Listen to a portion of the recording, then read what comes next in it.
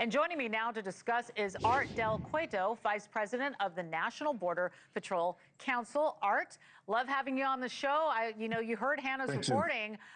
There are some lawmakers citing some real concerns, they say, with the living conditions at the so-called Alligator Alcatraz.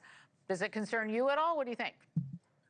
Well, look, first and foremost, it's a detention facility. It's not a prison. It's not a jail. It's not meant to house individuals to stay there for many years. This is a detention facility so they can hold them, do the proper procedure so they can remove them back to their country. And I'm going to tell you, look, before working with the United States Border Patrol, I worked for many years at a high-level maximum security prison.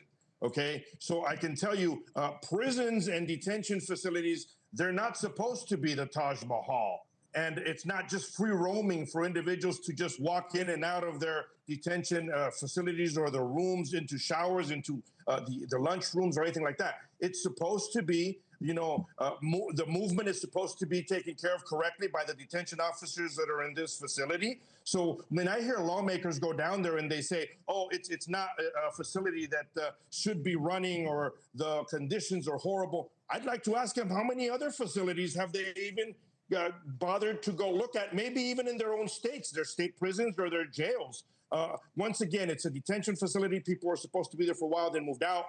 It just happens to have been built in the middle of this area where it's surrounded by water, and the water has, wild animals in it. But the way that I've been seeing a lot of protesters and a lot of these politicians, they're making it out to be like President Trump built it, took alligators there, and he's hoping for people to escape and get. This is just ridiculous. They're making, I think, more out of nothing. Well, once again, it's a detention facility. Right. And, and when you were talking about that, I just kept thinking about the reporting that I've done in the last year about Brooklyn's MDC, which is a notorious holding facility and jail, where Sean Combs is and where Luigi Mangione is being held. And everybody's talking about the rats and all of the things that are happening there. And to your point, we've heard people say, look, it's not supposed to be a day at the spa.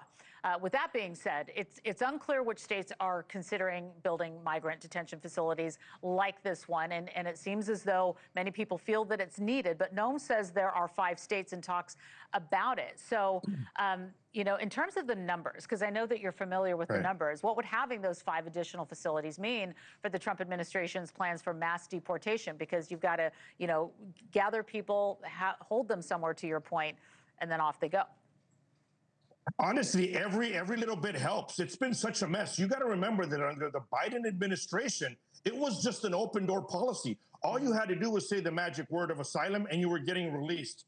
And those are a lot of individuals that went through those areas to do that. But there's also a lot of gotaways. There's individuals that got away during the Biden administration. We don't know how many there are. So every extra facility is a huge help. We're honestly, and I keep saying it, we're just lucky that we honestly now have a president that ran as a president under a campaign. All his promises that he made, he's keeping. And at the same time, he cares for the American public.